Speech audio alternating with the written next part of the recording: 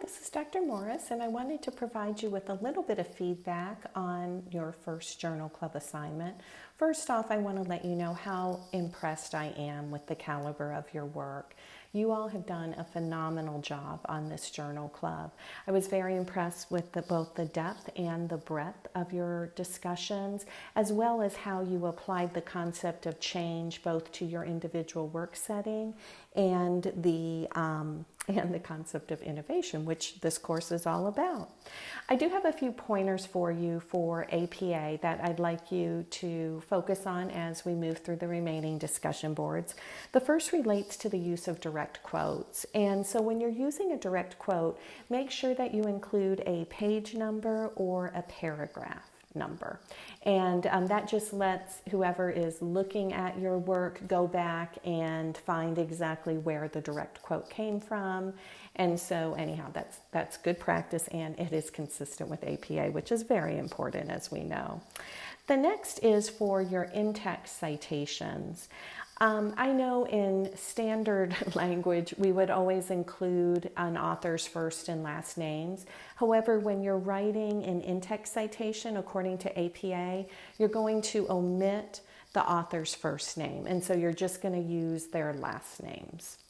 And let's see here. And then the other area that related to APA and in-text citations, it has to do with when to cite all of the authors of a study and when not to cite all of the authors of a study. And so your APA textbook has a wonderful table for you. It's on page 177 of the chapter entitled Crediting Sources, and it's table 6.1. And this gives you a great example of, depending on the number of authors, how you would cite the reference for the first citation in the text as well as subsequent citations in the text. And it gives you two different versions. So you have a version where you're just using the author's last name and then the year of publication, or you can go with the parenthetical format where you're placing the whole reference citation within parentheses. And so the simple rule of thumb is that if the work has only one author, then you're always just going to cite the author's last name and the year of publication. When the work, and that would hold also for when a work has two authors. So you would cite author 1 and author 2, year of publication. Then when it gets a little tricky, it's when the reference that you're using has between 3 to 5 authors. And in those situations, when you're citing a work like that for the first time, you're going to cite all of the authors' names, I should say, and then the year of publication.